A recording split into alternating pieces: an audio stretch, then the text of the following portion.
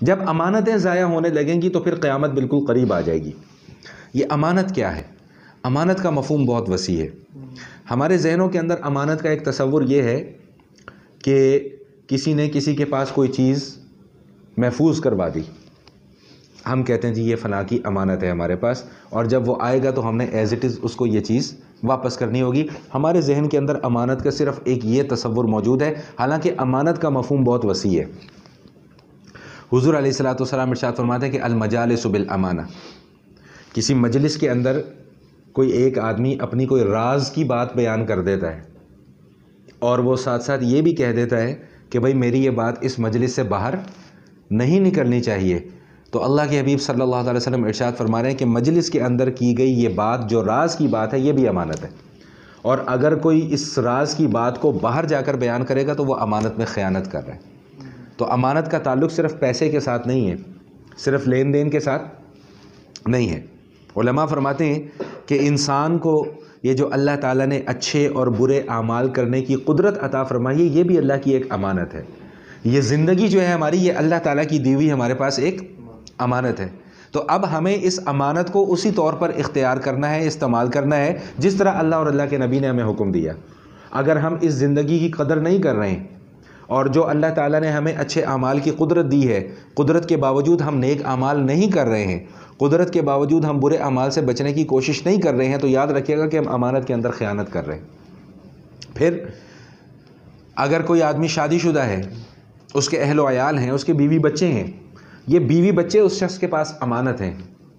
ان کی ضروریات، جائز ضروریات کو پورا کرنا، ان کی تعلیم و تربیت کرنا، یہ سب مرد کے ذمہ ہے۔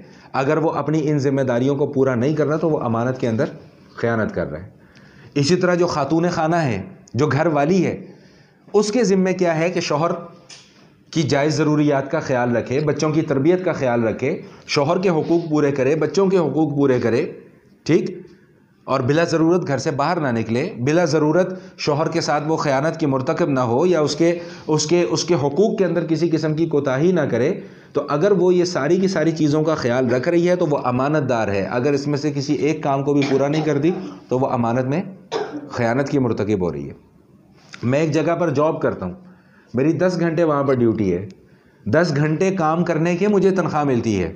اب میں 10 گھنٹے میں سے بھی 2-3 گھنٹے ڈنڈی مار جاتا ہوں، بریک کے نام پر، کبھی کسی چیز کے نام پر، کبھی کسی چیز کے نام پر، اور تنخواہ میں پوری مہینے کی وصول کر رہا ہوں، تو اس کا مطلب یہ ہوا کہ میں امانت میں خیانت کر رہا ہوں۔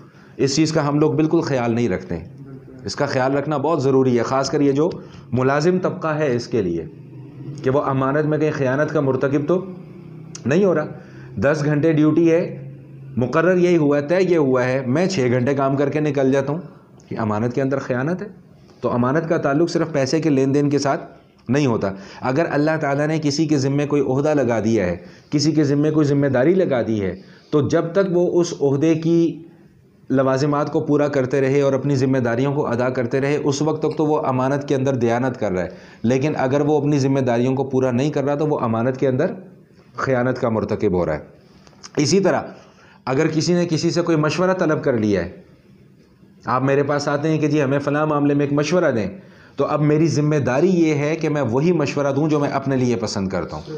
یہ حدیث کے اندر بھی اس کا مفہوم ہمیں ملتا ہے۔ اور اگر میں صحیح مشورہ آپ کو نہیں دے رہا ہوں تو میں امانت کے اندر خیانت کا مرتکب ہو رہا ہوں۔ اور بالکل آخری بات کہ حکومت اور سلطنت، اگر اللہ کسی کو حکمرانی عطا فرما دیں، بادشاہی عطا فرما دیں، امارت عطا فرما دیں، تو یاد رکھیے گا کہ یہ حکومت، سلطنت، امارت، یہ سب اللہ تعالیٰ کی طرف سے ایک امانت ہے، اور اس امانت کے اندر اگر کوئی خیانت کرتا ہے یا اس امانت کو پورے طریقے سے پورا ادا نہیں کرتا تو وہ خیانت کا مرتکب ہو رہا ہے۔ آخری حدیث بس سماعت فرما لیں، پھر میں اس بات کو مکمل کرتا ہوں، پھر باقی باتیں انشاءاللہ ہم آئندہ کی نشست میں کریں گے۔ نبی علیہ الصلوۃ والسلام ارشاد فرماتے ہیں کہ جب امانت ضائع کی جانے لگے تو قیامت کا انتظار کرو۔ صحابہ کرام رضوان اللہ تعالی اجمعین نے عرض کیا کہ یا رسول اللہ، امانت کو ضائع کرنے کا مطلب کیا ہے؟ یعنی امانت کس طرح ضائع کی جائے گی؟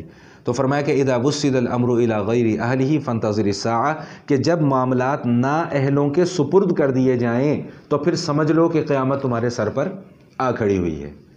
اس کی ایک مثال ہے، ایک آدمی ہے وہ CD70 چلاتا ہے، موٹر سائیکل چلاتا ہے، آپ اس کو مرسیڈیز کی چابی پکڑا دیں، اس کو گاڑی نہیں چلانی آتی، آپ اسے مرسیڈیز کی چابی پکڑا دیں کہ لاؤ میاں جاؤ موج مستی کر کے آؤ، تو وہ گاڑی کے ساتھ کیا کرے گا؟ اس کی ایسی کی تیسی پھیر کے واپس آئے گا۔ تو بالکل یہی ہے کہ جو آدمی جس کام کا اہل نہیں ہے اس کے ذمے اگر وہ کام لگا دیا تو پھر نبی علیہ الصلوۃ والسلام ارشاد فرماتے کہ فانتظر الساعہ، بھائی بس پھر قیامت کا انتظار کرو کہ قیامت تمہارے سر پر بالکل آن کھڑی ہے، آج آئے کل آئے پرسوں آئے، یہ اللہ کا فیصلہ ہے کہ اس نے کب آنی ہے، لیکن اس کی نشانیوں میں سے ایک اہم ترین نشانی نبی علیہ الصلوۃ والسلام نے یہ بیان فرمایا۔